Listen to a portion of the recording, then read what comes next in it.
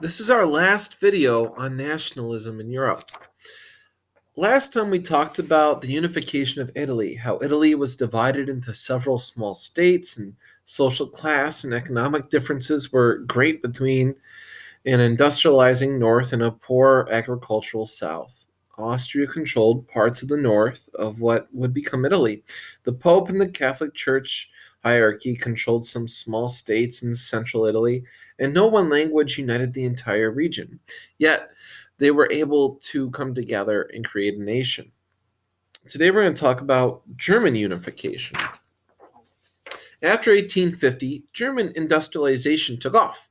Iron production, the construction of factories, the development of railroads, textile production, and the expansion of related industries led to rapid population growth and urbanization.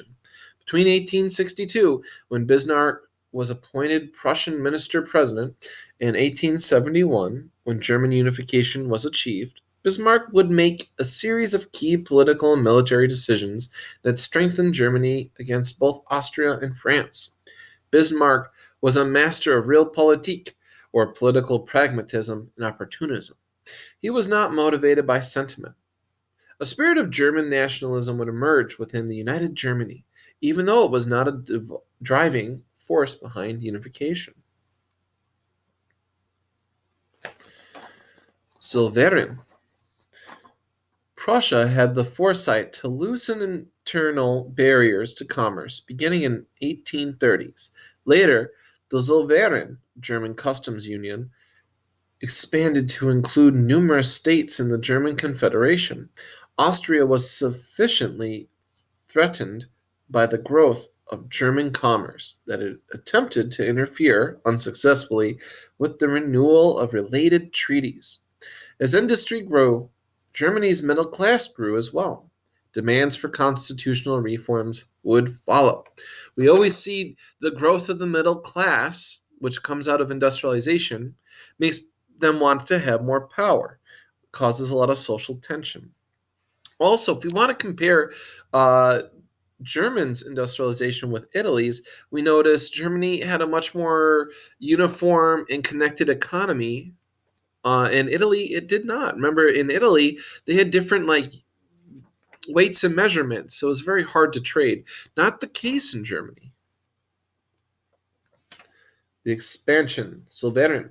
These two maps show the expansion of the German customs union prior to and after 1834. In particular, Hanover and Bavaria have been added.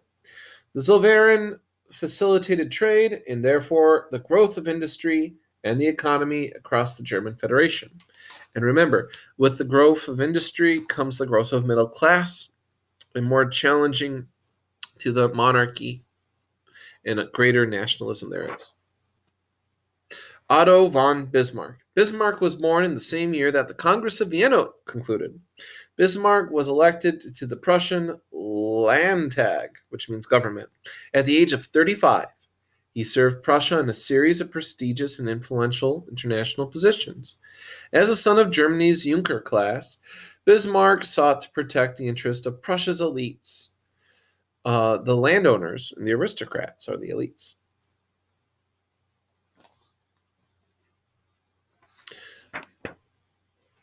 In this letter to Minister Manteuffel of Austria, Bismarck clearly expresses his perception of an unavoidable conflict between Prussia and Austria. What does he mean by the metaphor, we will both plow the same disputed acre? Well, let's read this and find out. Germany is clearly too small for us both, Prussia and Austria. As long as an honorable agreement concerning the influence of each in Germany cannot be concluded and carried out, we will both plow the same disputed acre, and Austria will remain the only state to whom we can permanently lose or from whom we can permanently gain. So, we're trying to analyze what does he mean by we will both plow the same disputed acre. Well, he's alluding to two farmers who can't agree on property, ownership struggling with each other as they both try to cultivate the same land. That's what's going on with Prussia and Austria regarding Germany. Both of them are trying to cultivate Germany for themselves. What is this last line? The Austria will remain the only state to whom we can permanently lose or from whom we can permanently gain suggest? Well, it shows that Bismarck anticipated being able to resolve Prussia's conflicts through peaceful negotiation.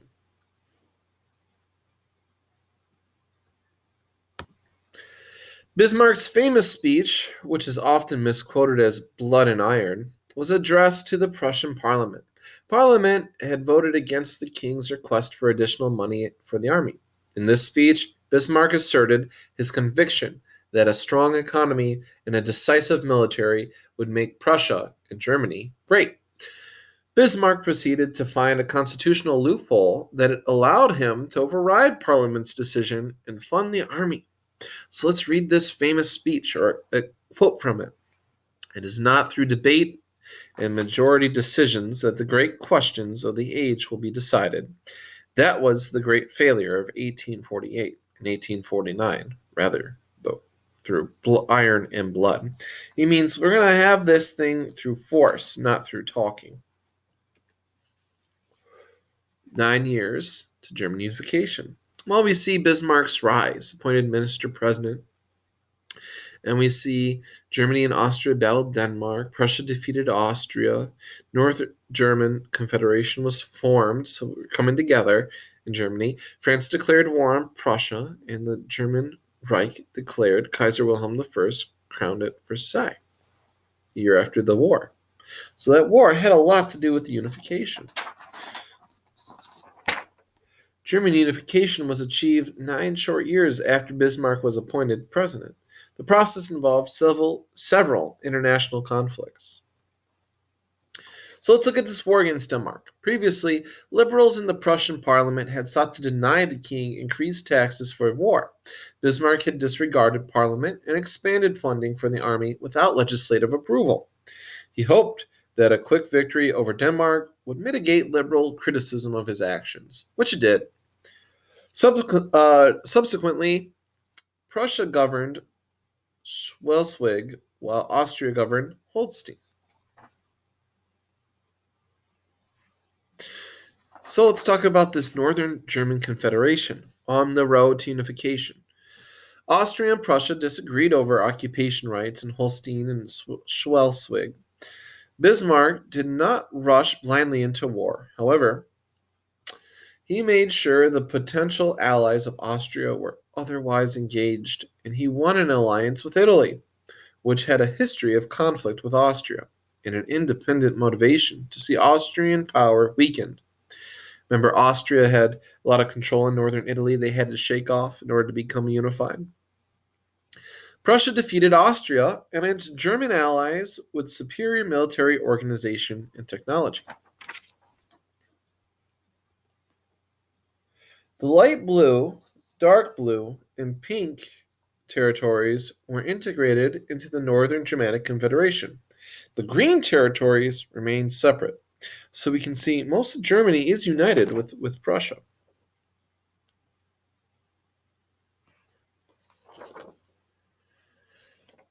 Let's take a look at this quote from Field Marshal Helmuth and von Moltke.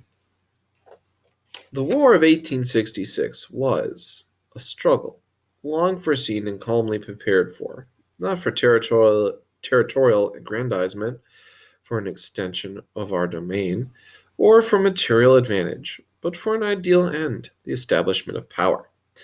Not a foot of land was exacted from Austria, but she had to renounce all part in the hegemony of Germany.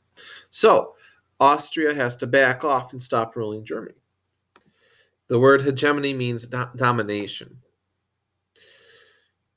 So why did Prussia go to war with Austria? Well, it's to get Austria to renounce all part in the hegemony of Germany, all of its domination of Germany, to get rid of it. To keep Austria from interfering with or claiming rights to any German territory. So Austria lost its power, and Germany gained it. Bismarck on Austria. Well, let's take a look at this quote. We had to avoid wounding Austria too severely. If Austria were severely injured, she would become the ally of France and of every other opponent of ours. She would even sacrifice her anti-Russian interests for the sake of revenge on. So why does Bismarck want to avoid wounding Austria too bad? Well, if Austria sacrificed her anti-Russian interest in order to exact revenge against Prussia, what do you think? What might Austria do? Well, unite with Russia to battle jointly against Prussia. It's better to fight one enemy than two. So, based on our study of this quote, what do you think Bismarck's long-term interests were at this time? Well, I think we can agree he was concerned more about the future strength and stability of Prussia than with an immediate or temporary victory. He was thinking long term. He's a schemer. Kaiser Wilhelm I. Wilhelm became regent in 1858 when his brother was declared insane. He sought Bismarck's assistance in strengthening his army and in using both military and diplomatic power to strengthen Prussia and the German Federation. King Wilhelm was crowned Emperor at Versailles on January 18th, 1871. The Franco-Prussian War.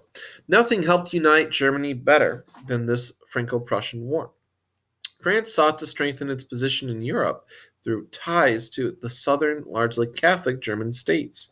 Remember the independent ones, the green on that map? Bavaria. However, Napoleon III was no match for Prussia. When France foolishly demanded that Prussian princes vow never to take the Spanish throne, Bismarck saw an opportunity to bring the southern German states into Prussia's sphere of influence through a war against France. This is how Bismarck would get the remaining territory of Germany to unite this war with France. Let's read this quote. We, Wilhelm, by the grace of God, King of Prussia, do herewith declare that we have considered it a duty to our common fatherland to answer the summons of the united German princes and cities and to accept the German imperial title. So it was the German princes in the free cities that had Wilhelm assume this title of emperor. It had been over 60 years since the emperor of Germany, the Holy Roman Empire, we have to go way back, went to the Middle Ages. So when we covered World War II, you're going to hear about Hitler declaring a Third Reich. Well, when was the first two? Well, that first Reich was the 800s when the Holy Roman Emperor was there. It was Germany. With this declaration we just read, Kaiser Wilhelm established the Second Reich in 1871. The Second Reich lasted until the abdication of Kaiser after World War I. Hitler's efforts to establish a Third Reich would end with his suicide and the defeat of Germany in 1945.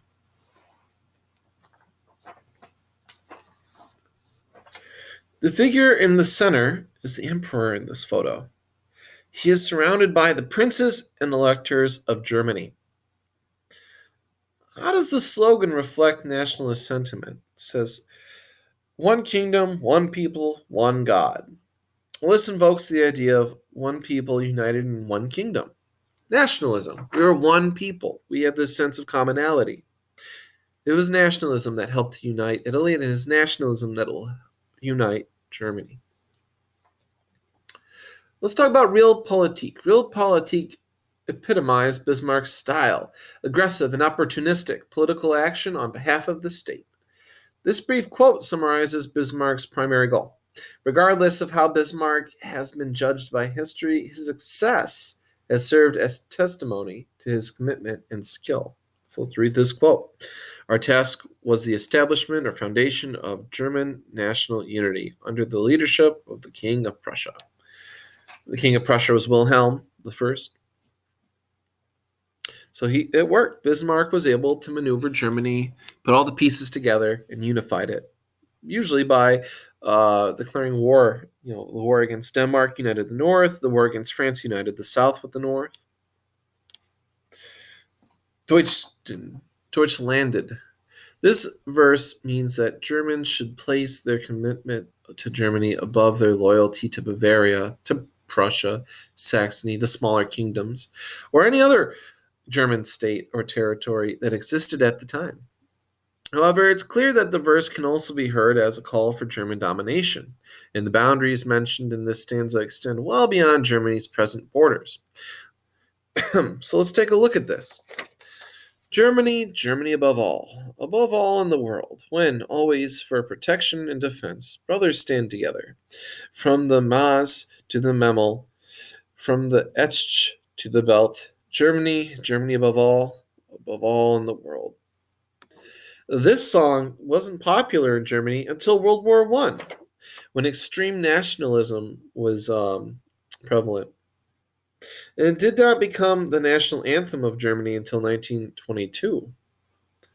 Today, the first verse is no longer sung as the German national anthem. Rather, Germans sing the third verse only, unity and rights and freedom. For the German fatherland, let us all strive to this goal, brotherly, with heart and hand, unity and rights and freedom are the pledge of fortune grand, prosper in this fortune's glory, prosper German fatherland. That's their national anthem. Here's some discussion questions about the unification of Germany.